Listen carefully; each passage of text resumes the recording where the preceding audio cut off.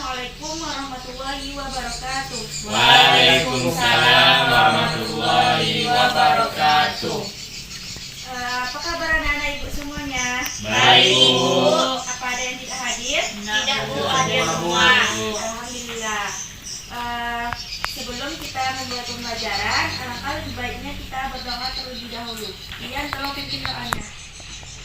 Berdoa mulai. Bismillahirrahmanirrahim.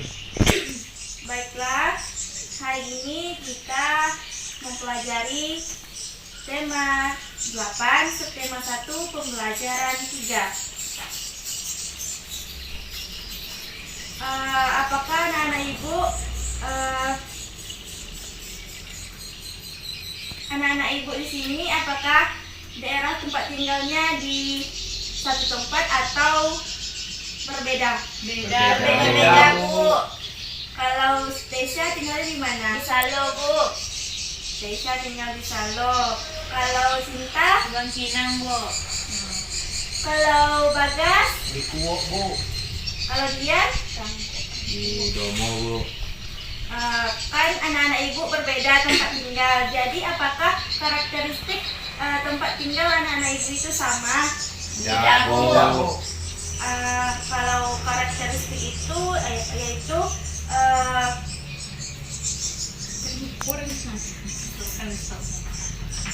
Potong aja lah mau kalian tuh ya. karakteristik Kalau- itu di laporan lah itu. Karakteristik karakteristik ini.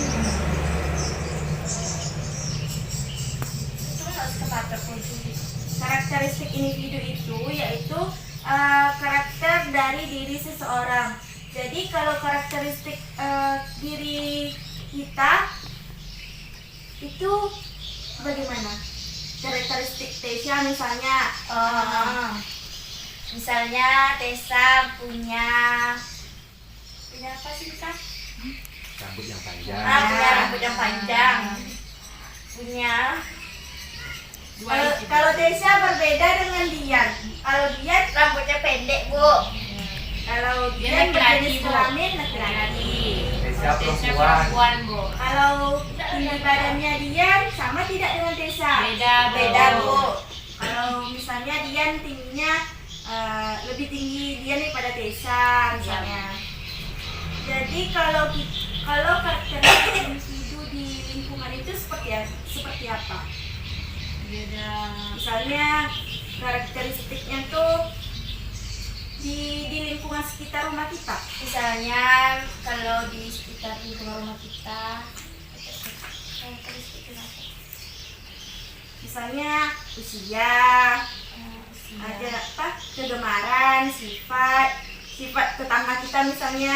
Tetangga julid, Bu. Kalau fisiknya juga berbeda kan, kalau orang-orang di sekitar kita kan nggak ada yang sama fisiknya kan. Jadi di sini ibu membagi kelompok. Ini Dian dengan Cinta, terus dengan Tessa. Buka bukunya halaman 28.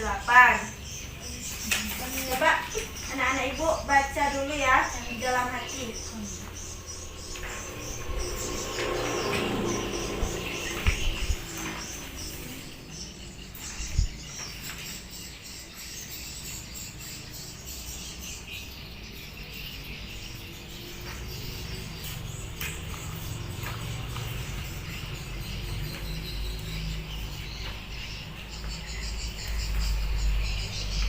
Sudah kan ya?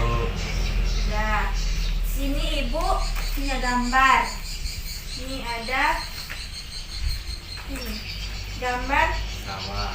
Ini ada gambar orang yang sedang memetik teh. Teh.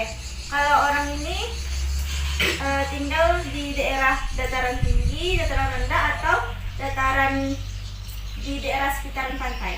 Dataran tinggi. Kalau yang di bawah ini dataran Dataran rendah. rendah. Ini orang sedang apa nih? Tanam padi. Ini orang sedang menanam Padi. sayuran. Sayuran. Bu. Coba anak-anak ibu perhatikan gambar yang ketiga. Ini ada Pantai, Bu. pantai daerah di daerah dataran rendah. Orang sedang Menangkap ikan. menangkap nelayan tuh, Bu. Ikan. Nelayan sedang menangkap ikan, Bu. Ya. Kalau ini kan daerah dataran, daerah di pantai sama dengan tadi kan. Dataran Cuman rendah, Bu. Dataran rendah. orang sedang apa ini? Apa namanya? Garam. Coba anak-anak perhatikan ini ada gambar apa? Gambar Orang baru kebun teh. Yang main teh, Bu. Metik teh.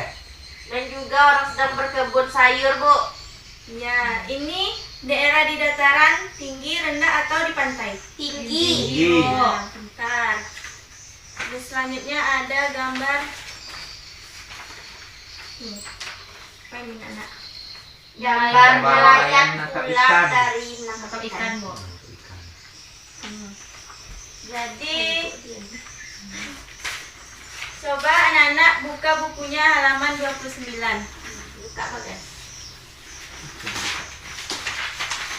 Coba dibaca Bagas. Gimana, Bu? Yang mana, Bu? Ayo membaca. Ayo membaca. Lingkungan memengaruhi mata pencarian penduduk di suatu daerah. Mata pencarian penduduk di suatu daerah berbeda dengan daerah lain. Mata pencarian penduduk di daerah pesisir pantai berbeda dengan penduduk di daerah dataran rendah maupun di dataran tinggi. Simak penjelasan berikut. 1. Penduduk di daerah pantai bermata pencarian sebagai nelayan, petani tambak, pedagang, petani garam, dan perajin. 2. Penduduk di daerah dataran rendah bermata pencarian sebagai buruh, petani, pedagang, dan peternak. 3. Penduduk di daerah dataran tinggi bermata pencarian sebagai petani, peternak, pedagang, dan pekerja pekebun, misalnya teh, kopi, dan cengkeh. Selain itu, penduduk yang tinggal di desa juga memiliki mata pencarian yang berbeda dengan penduduk di kota. Penduduk di desa lebih banyak bermata pencarian sebagai petani, peternak, perajin, pedagang, buruh tani, dan perkebunan. Sedangkan penduduk di kota bermata pencarian sebagai pekerja jasa, sebagai pegawai bank, konsultan, pengacara, supir, karyawan, pedagang, dan buruh pabrik.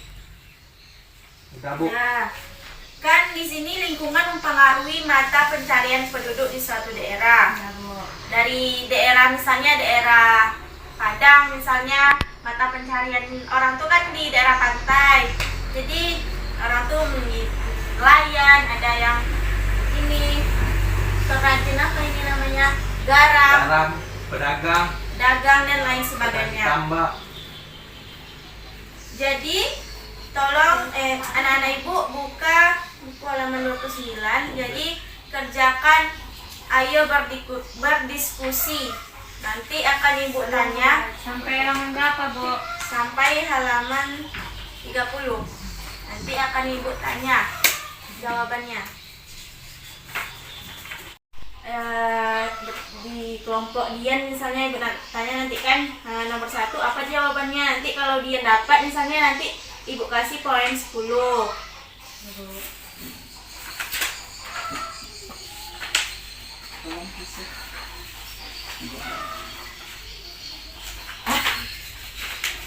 Siap, Bu. Karena lingkungan mempengaruhi. 1. Mengapa mata pencarian penduduk berbeda sesuai lingkungan tempat hidupnya? Bu. Ya, Dian. Jawab. Jawabannya karena lingkungan mempengaruhi mata pencarian penduduk di suatu daerah, sehingga mata pencarian penduduk di suatu daerah berbeda-beda dari daerah lain. Mata pencarian penduduk di daerah pantai, dataran rendah maupun dataran tinggi itu berbeda, Bu. Bagus, kita berikan aplaus untuk dia. Jadi kelompok Dian mendapatkan poin 10. Jadi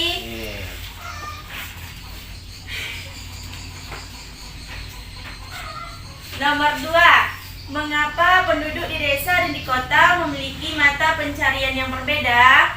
Siapa yang tahu? Bu. Oke, Oke, silakan Dian. Karena lingkungan mempengaruhi mata pencaharian, di mana masyarakat di desa lebih petani karena banyak lahan pertanian yang tersedia. Penduduk di daerah dataran rendah mata pencaharian buruh petani, pedagang, dan lainnya. Sementara penduduk di kota lebih banyak bekerja sebagai pekerja jasa karena di kota merupakan pusat pemerintahan dan perdagangan. Apakah anak itu betul? Jawaban Dian. Coba perhatikan jawaban Dian. Betul, Bu. Betul. Berikan aplaus untuk dia. Dian mendapatkan poin 20. Yeay. Nah, nomor 3. Apa perbedaan petani di daerah dataran rendah dan petani di daerah dataran tinggi? Bu, ya silakan Tesya. Perbedaan petani di daerah dataran rendah dan petani di daerah dataran tinggi terletak pada tanaman yang ditanamnya. Misalnya kalau di daerah tinggi ada wortel, kubis, dan lain sebagainya. Kalau dataran rendah ada padi, palawija, dan lain-lain. Betul? Betul, Bu. Kita berikan aplaus untuk kita. Untuk kita mendapatkan nilai poin 10. Nomor 4. Apa yang dimaksud dengan pekerja jasa dan sebutkan contohnya. Ayo, kelompok siapa yang jawab? Bu. Ya, Dian. Pekerja jasa merupakan orang-orang yang memberikan pelayanan suatu keahlian yang dia miliki. Contohnya dokter, guru, penjahit, konsultan, dan pengacara. Kita berikan aplaus untuk kelompok Dian. Ya, kelompok Dian mendapatkan poin 10 dan kelompok Desa mendapatkan poin. Kelompok Dian mendapatkan poin 30 dan kelompok Desa mendapatkan poin 10. Jadi pemenangnya kelompok Desa. Sekarang coba diamati pada halaman 31.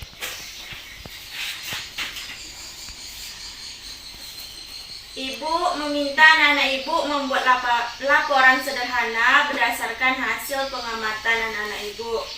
Coba perhatikan laporan pengamatan.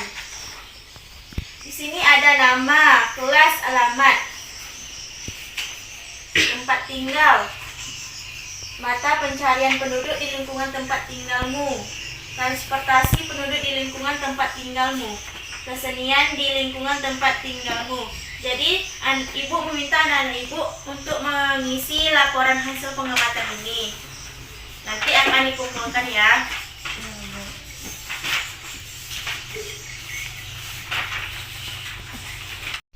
Coba nama siapa yang ingin membaca? Gas. Nama Sinta, kelas 5 SDN 003 Bangkinang Kota, alamat Bangkinang. Nomor 1, nama daerah tempat tinggalku Riau. Nomor 2, tempat tinggalku termasuk daerah Bebo dataran rendah. Mata pencarian penduduk di lingkungan tempat tinggalku petani, pedagang, peternak, buruh, dan pegawai kantoran. Transportasi penduduk di lingkungan tempat tinggalku motor dan mobil. Kesenian di lingkungan tempat tinggalku seni musik tradisional. Iya. Di sini tadi hasil laporan dari Sinta ya. Jadi Sinta mendapatkan poin 10 dari ibu. Apa anak-anak ibu tidak mau membacakan hasil laporannya? Ada lagi? Tessa, Bu. Ya, Tessa. Desya, kelas 5 SDN 003 Bangkinang Kota, alamat Salo. Nama daerah tempat tinggal Salo. Tempat tinggal termasuk daerah pantai, dataran tinggi, dataran rendah, dataran tinggi. Jawabannya yang ketiga, Mata pencarian penduduk di lingkungan tempat tinggalku yaitu kebanyakan petani, Bu. Ya, kita berikan aplaus untuk Desya. Bahasa Indonesia. Nah, sekarang kita masuk cerita rakyat. Asal mula Bukit Catu. Siapa yang ingin membantu Ibu untuk membaca asal Bagas, mula Bu. Bukit Catu? Mbak Bagas, baca Bagas. Asal mula Bukit Catu. Di pedalaman Pulau Bali terdapat sebuah desa yang subur. Di sana tinggal sepasang suami istri. Mereka bekerja sebagai petani. Menjelang musim panen, si suami berkata kepada istrinya, Perhatikan ya.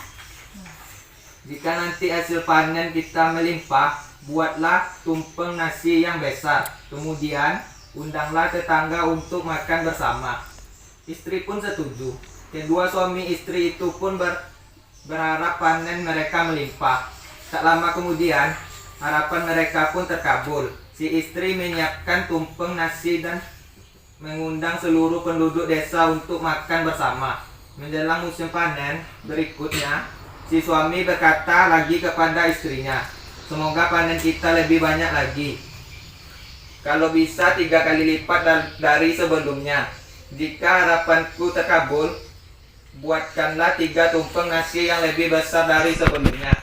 Kemudian si istri membuat 3 tumpeng dan mengundang seluruh penduduk desa untuk berpesta kembali. Nah, selanjutnya akan dibacakan oleh Dian, Bu. Dian. Beberapa hari kemudian, si suami pergi ke sawah. Dalam perjalanan, ia melihat seonggok tanah yang berbentuk seperti catu. Catu adalah alat penakar nasi yang terbuat dari tempurung kelapa. Aneh sekali. Sepertinya kemarin gundukan tanah itu tidak ada. Guman si suami. Setelah pulang dari ladang, ia bercerita kepada istrinya. Kemudian ia mengajukan usulan kepada istrinya. Dah, Bu. Nah, Sinta lanjutkan. Istriku, bagaimana kalau kita membuat beberapa catu nasi? Siapa tahu kalau kita membuatnya, hasil panen kita akan semakin melimpah. Sejak saat itu, si istri rajin membuat catu nasi. Setiap catu nasi yang dibuatnya, ia niatkan untuk menambah hasil panennya. Namun, ada keanehan yang terjadi. Saat pergi ke sawah, onggokan tanah yang ia temukan sebelumnya semakin membesar. Rupanya, setiap si istri membuat catu nasi, saat itu pula onggokan tanah membesar. Sepasang suami istri itu pun tak menyadarinya. Bahkan, si istri membuat catu nasi yang lebih besar setiap harinya. Lama-kelamaan, onggokan tanah itu berubah menjadi sebuah bukit. Setelah si petani dan istrinya berhenti membuat catu nasi, onggokan tanah itu pun juga berhenti membesar. Sejak saat itu, onggokan tanah itu disebut dengan Bukit Catu. Ya. Di dalam cerita tersebut terdapat 3 tokoh. Tokoh merupakan pelaku dalam cerita. Tokoh merupakan salah satu unsur pembangun cerita. Jadi di sini ada pertanyaannya. Setelah anak-anak ibu baca, apakah anak-anak ibu bisa menjawab pertanyaan? Bisa, Bu. Bisa, Bu. Bisa? Bisa.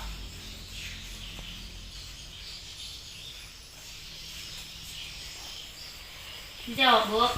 Ya, coba dijawab dulu. Pertama, siapakah tokoh dalam cerita yang berjudul Asal Mula Bukit Catu? Yang ada di dalam tadi ada istri, suami, dan penduduk desa, Bu. Ya, betul, Dian. Salah lagi, Bu. Apa saja peranan tokoh dalam cerita tersebut? Tokoh-tokoh tersebut berperan sebagai pembawa pesan, amanat, dan moral yang disampaikan oleh pengarang melalui cerita tersebut kepada pembaca. Gas, baca. Baca lagi, Bu. Apa pesan yang terdapat pada cerita tersebut? Pesan yang terdapat pada cerita Asal Mula Bukit Catu yaitu kita harus bersyukur atas segala sesuatu yang telah diberikan oleh Tuhan. Ya, betul. Anak-anak ibu menjawab pertanyaannya dengan benar. Kita berikan aplaus. Selanjutnya, buka bukunya halaman 35.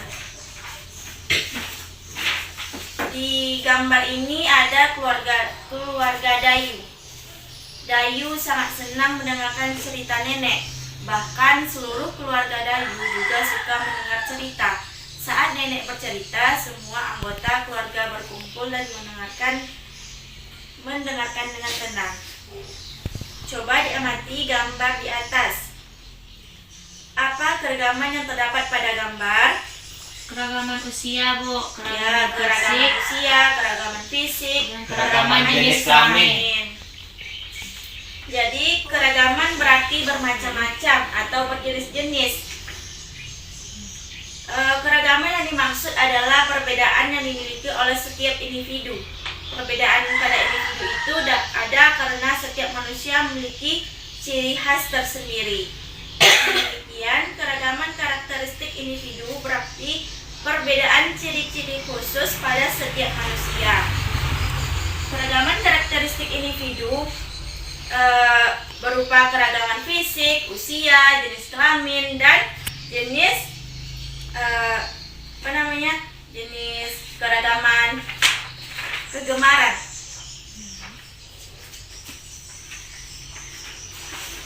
Nah, sekarang sebelum kita tutup pembelajaran kita, Ibu ada kuis.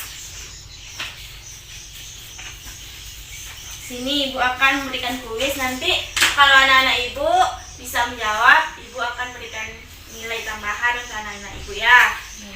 Oke. Keberagaman karakteristik yang sering kita jumpai dalam kehidupan sehari-hari dapat memberikan manfaat sebagai berikut. Coba anak-anak Ibu jawab, apa sih manfaat dari keberagaman di kehidupan sehari-hari kita? Siapa yang bisa menjawab? Apa tadi, Bu? Keberagaman karakteristik yang sering kita jumpai di kehidupan sehari-hari. Keberagaman sikap, Bu. Ya, keberagaman sikap. Jenis kelamin. Ya, jenis kelamin. Lagi. Kerjaan, Bu. Ya, pekerjaan. Kerjaan ayah saya berbeda dengan ayah Bagas. Ya, betul. Apa lagi? Usia, Bu. Betul. Apa lagi? Keberagaman sikap, Bu. Ya, betul, Sinta. Apa lagi? Lebih banyak.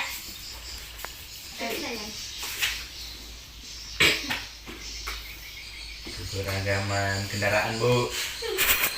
Dian sudah jawab, Sinta, Tessa juga Bagas juga sudah jawab tadi kan? Bu. Jadi anak-anak Ibu mendapatkan poin 10. Jadi keberagaman di karakteristik di kehidupan sehari-hari itu ada usia, fisik, jenis kelamin, jenis kegemaran, dan lain sebagainya. Oke, anak-anak Ibu sudah paham semuanya? Ya, Bu. Ya. Siapa yang dapat menyimpulkan pembelajaran kita hari ini? Cinta, Bu. Ya, silakan Cinta.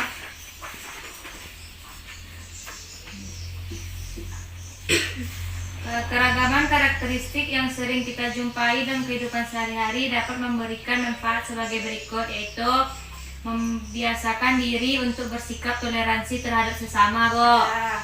Membiasakan diri untuk saling menghargai perbedaan yang ada di sekitar kita.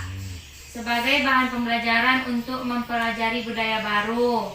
Membantu kita dalam bersosialisasi dengan teman dan di lingkungan sekitar, Bu. Ya, betul Sinta. Walaupun karakteristik kita berbeda-beda, kita harus saling menghargai. Ya. Kita tutup pembelajaran kita dengan mengucapkan hamdalah. Alhamdulillahirabbil alamin. Nah, Nah, Kak, assalamualaikum. Assalamualaikum warahmatullahi wabarakatuh. Waalaikumsalam warahmatullahi